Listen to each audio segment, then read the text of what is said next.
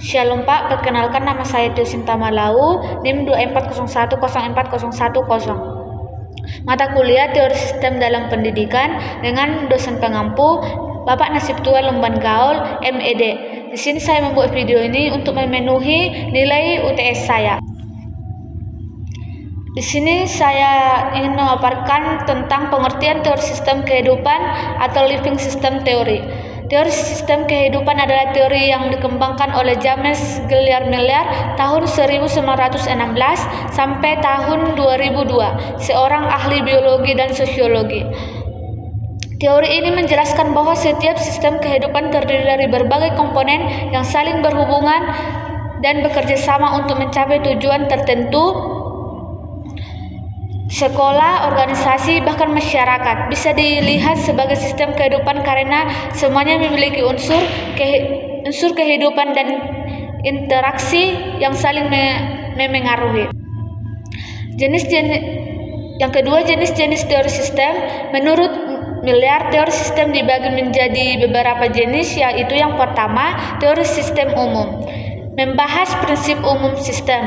Yang kedua, teori sistem kehidupan, fokus pada sistem memiliki kehidupan. Yang ketiga, teori sistem matematika, menjelaskan sistem dalam perhitungan matematis. Yang keempat, teori sistem sibernetik, berhubungan dengan komunikasi dan kontrol sistem.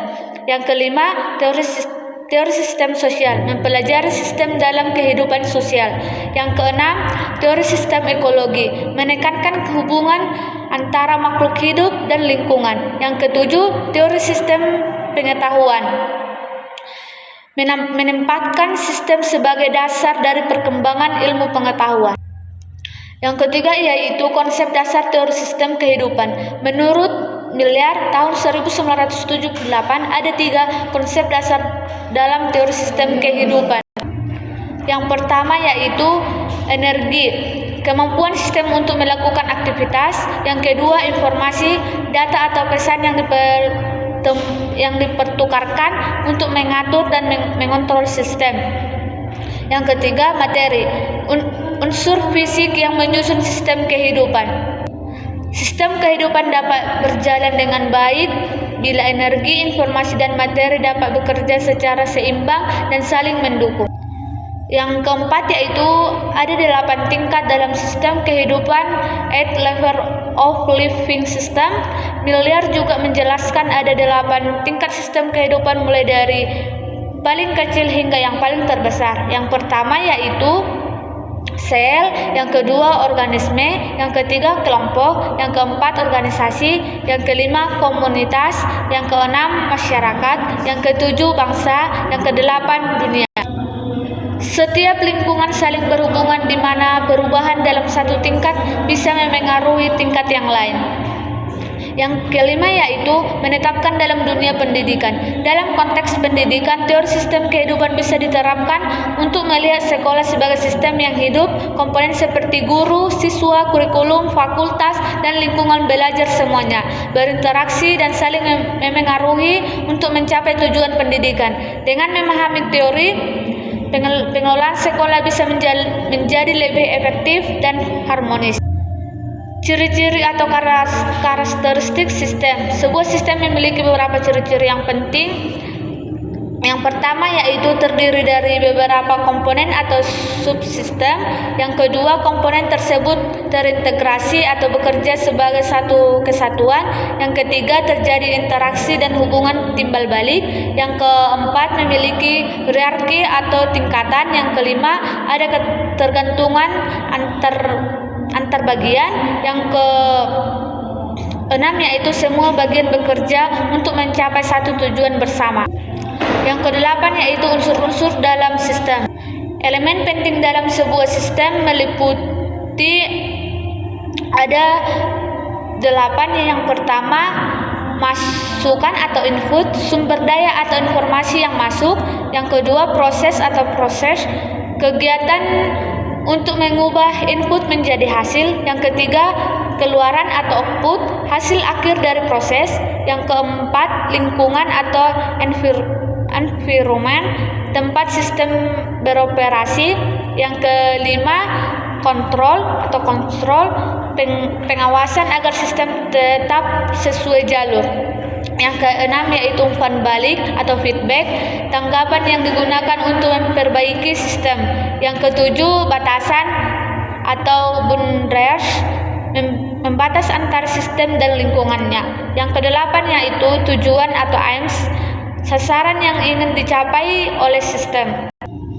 Tujuan dan manfaat sistem. Setiap sistem ada karena memiliki tujuan tertentu. Menurut Gonzales 2020, sistem membantu organisasi untuk yang pertama mencapai tujuan dengan lebih mudah dan efisien. Yang kedua, meningkatkan kinerja organisasi. Yang ketiga, mengatur interaksi antar bagian agar tidak tumpang tindih.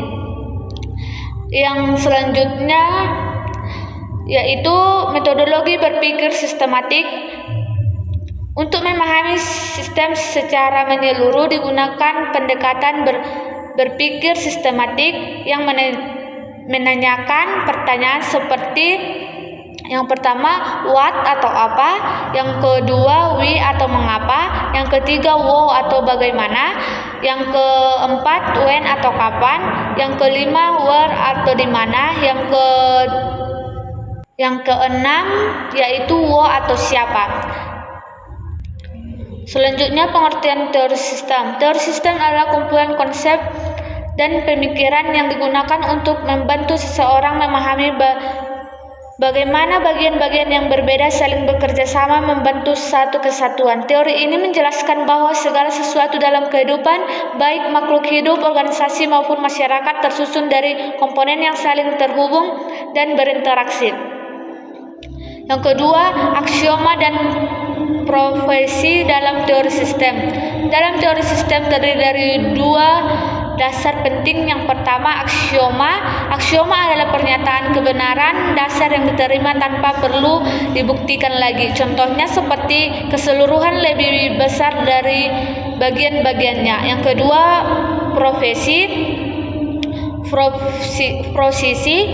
Prosesi adalah menyatakan yang bisa diuji benar atau salah. Misalnya jika hujan turun, maka tanah akan basah. Yang ketiga yaitu ada 6 aksioma dalam teori sistem menurut Adams. Teori sistem memiliki 6 pokok utama. Yang pertama yaitu sentralibilitas. Setiap sistem memiliki bagian pusat yang menjadi penggerakan utama dan pengendalian aktivitas sistem. Yang kedua, kontekstual. Sistem mempengaruhi oleh lingkungan dan situasi sekitarnya. Faktor luar dapat mempengaruhi cara sistem kerja. Yang ketiga, desain. Sistem dibangun dan direncanakan agar bisa mencapai fungsi tertentu sesuai tujuannya. Yang keempat, informasi. Informasi berperan penting dalam mengatur, mengarahkan, dan mengontrol jalannya sistem. Yang ketujuh, tujuan operasional. Setiap sistem memiliki tujuan operasional yang jelas, yaitu apa yang diinginkan dicapai melalui kegiatan yang dilakukan. Yang keenam, keberlangsungan hidup. Sistem harus bisa beradaptasi dan mempertahankan eksistensi agar dapat terus hidup dan berfungsi meskipun ada perubahan dari luar.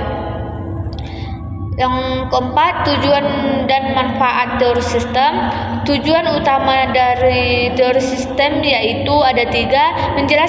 Yang pertama, menjelaskan bagaimana dunia nyata bekerja melalui hubungan antar bagian. Yang kedua, memberikan dasar bagaimana terhadap berbagai masalah yang konteks dan saling berkaitan.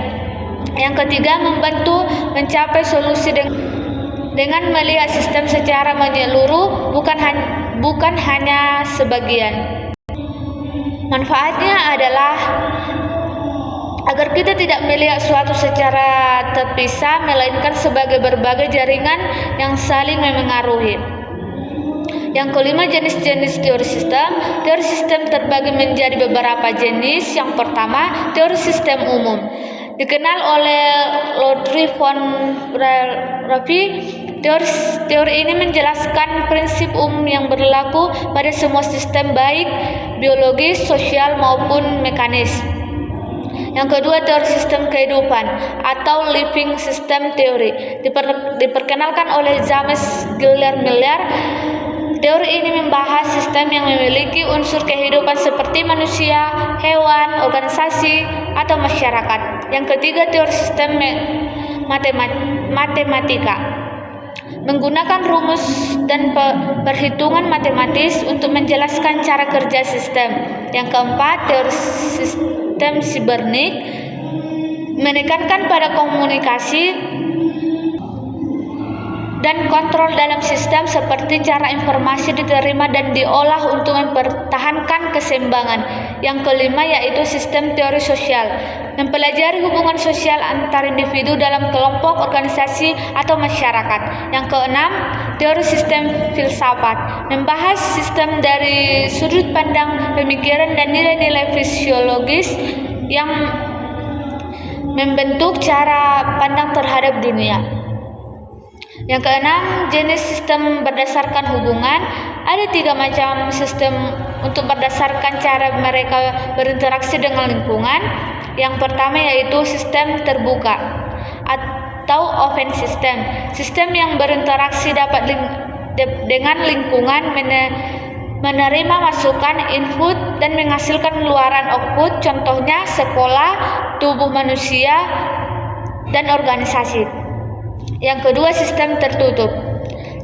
Sistem yang tidak berinteraksi dengan lingkungan luar, semua proses terjadi di dalam sistem itu sendiri. Contohnya, reaksi kimia dalam tabung tertutup. Yang ketiga, sistem terisolasi. Sistem terisolasi yang mempengaruhi terpisahnya dari lingkungan, tidak ada pertukaran energi maupun informasi. Contohnya sistem vakum yang benar-benar tertutup, rapat, atau hampir tidak ada dunia nyata. Yang selanjutnya, cara kerja sistem secara umum. Setiap sistem bekerja melalui 3 tahap utama. Yang pertama, input, masukan berupa energi, informasi, atau materi. Yang kedua, proses, pengelolaan input agar menghasilkan sesuatu. Yang ketiga, output, hasil akhir yang keluar dari sistem. Selain itu, ada pun umpan balik feedback yang berfungsi sebagai pengontrolan atau memperbaiki sistem agar tetap berjalan sesuai tujuan. Penerapan teori sistem dalam kehidupan. Teori sistem bisa diterapkan dalam berbagai bidang. Yang pertama, pendidikan. Sekolah sebagai sistem yang memiliki input atau siswa, proses atau belajar mengajar, dan output lulusan. Yang kedua, organisasi. Bagian-bagian organisasi saling berinteraksi untuk mencapai tujuan bersama. Yang ketiga, lingkungan. Manusia dan alam saling bergantungan membentuk sistem ekologi dan seimbang. Selanjutnya, kesimpulan yang bisa saya ambil dari secara keseluruhan teori sistem kehidupan mengajarkan bahwa setiap hal dalam kehidupan, baik individu, kelompok, organisasi maupun masyarakat, merupakan sistem yang saling berhubungan. Jika salah satu bagian tidak berfungsi, maka keseluruhan sistem bisa terganggu. Dalam pendidikan, teori ini mengatakan pentingnya kerjasama, komunikasi, dan interaksi agar tujuan belajar bisa tercapai secara optimal. Dan teori sistem mengajarkan juga bahwa semua hal dalam kehidupan saling berhubungan dengan saling memengaruhi. Tidak ada bagian yang berdiri sendiri karena setiap bagian merupakan komponen dari satu kesatuan yang lebih besar. Dengan berpikir secara sistematik, kita dapat memahami masalah secara menyeluruh, menemukan akar penyebabnya, dan menciptakan solusi yang lebih efektif.